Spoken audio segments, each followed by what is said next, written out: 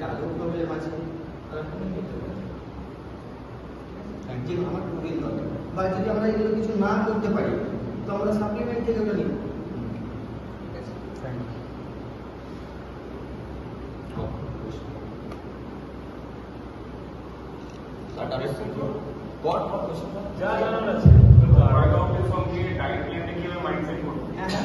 ওয়ার্কআউটের সঙ্গে ডায়েট প্ল্যানটা কিভাবে মাইন্ডসেট করবো, মানে সময় তো এরকম হয়ে যায় যে আমি হয়ে যায় খাবার করবো, বাট মাইন্ডে চলে আসে ওয়ার্কআউট করবো, মানে ফিটনেসটা তখন মাইন্ডে চলে আসে। আমাকে তো খেতেই হবে, আমি তো খাবো অবশ্যই। ব্যাপারটা হচ্ছে তুমি ওয়েট লস করছো, ঠিক আছে, তো চেষ্টা করবে ক্যালোরিজটা কাউন্ট করে, তাই না?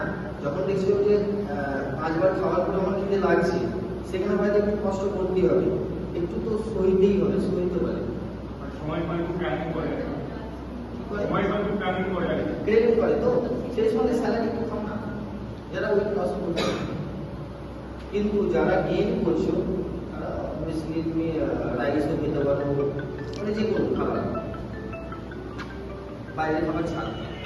বাইরের খাবার আমরা কেন পালন করি? বাইরের খাবারে হচ্ছে অ্যাকচুয়ালি কি, যে তেল দিয়ে ফ্রাই করে সেই তেল তুমি জানো সেই দিনই ঢেলেছি কিনা, জানো না, না দুদিন থেকেও পরে থাকতে পারে, সেই হিসেবে আমরা বাইরের খাবার পালন করি। মাছি মশা সব হ্যাঁ, বাইরের যে কিরকম আমরা দেখতেও পাচ্ছি না। আমি তো জিমে আছি, পরে বলছি দাদা। মাইন্ডসেট যদি বলো, সারাদিনের মধ্যে স্যার যেটা বলবে তোমাকে তার হিসাবে তুমি ডিসকাস করে নেবে, তোমার টাইম অনুযায়ী তুমি ওটাকে প্ল্যানটাকে তুমি তৈরি করে নেবে। স্যার তোমাকে বলে দেবে জাস্ট যে এই টাইমে এটা পাবো, এবার তোমার তো শিডিউল আছে, একটা তোমার টাইম আছে, তুমি তো কাজ করছো, সেই হিসাবে তুমি শিডিউল